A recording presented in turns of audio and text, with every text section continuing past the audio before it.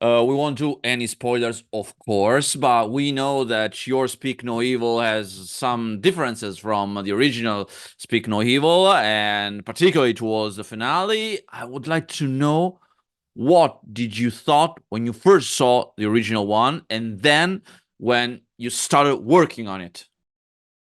Yeah, I loved the original film. I loved the themes of it, the notion of how we all interact with each other in the social world and how the anxieties of that.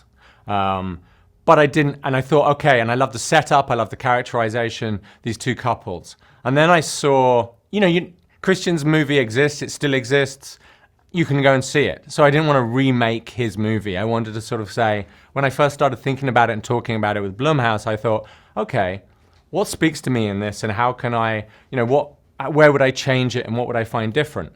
And for me, by relocating it to the UK, I thought I could, contextually, it sort of plays in a slightly different key. It's slightly, the Britishness of it gives it a slightly different tone, different musical key.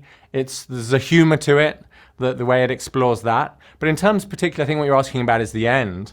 I sort of felt with these American characters, in terms of their agency, I reach a point in the film where at Christian's end, I kind of reach earlier, where it's about, where the cat's out the bag and when Paddy says, because you let us. I think there's a point where the rules of society break down when you're confronted with actual, not under the surface, but on the surface, and violence and things like that. And I wanted to explore that interaction beyond that, because I think there's a point, particularly with Americans, and I see it with audiences watching it, as well as those characters, and I discussed it with Scoot and Mackenzie. When they're confronted with that, I think you reach a point where they've got to, for those characters, at least try, to run, to hide, to do something. I don't believe my characters, I believe Christian's characters behave, those Danish characters, the way they behave. I believe my American characters act the way they would at the very end. They try, but they're not great at it. And particularly Scoot's character, Ben, because, he's been following Paddy, this kind of mentor, this toxic masculine mentor, thinking if I become that person, but he's not that person. Actually, weirdly, Mackenzie is more that person, Louise.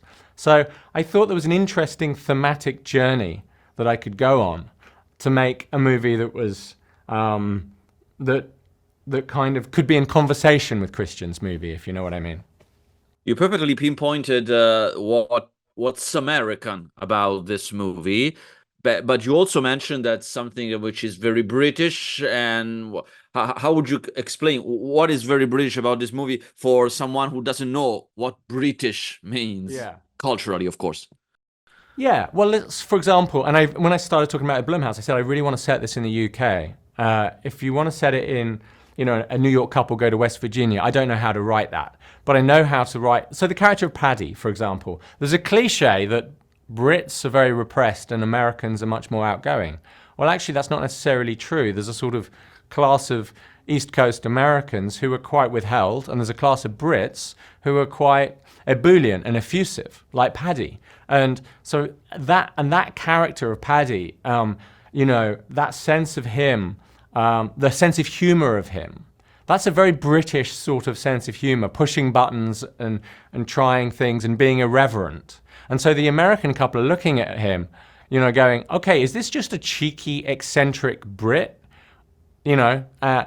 Or is something wrong with him, And looking at his home, they're looking at that home and they're going, is this just sort of charmingly shabby chic, this ramshackle farmhouse? Or is it just a bit dirty and cluttered and not very nice? So the sort of how you read the social signals, there's a very, the landscape, the sort of, they leave the city, they go into this kind of, more primitive landscape. All those things, it's very British in its core. It's in a tradition of some of these movies that have been made in the UK. You go back to, I don't know, Straw Dogs is obviously a reference towards the end, but that sense of it's kind of baked into all the humor in the film is British humor.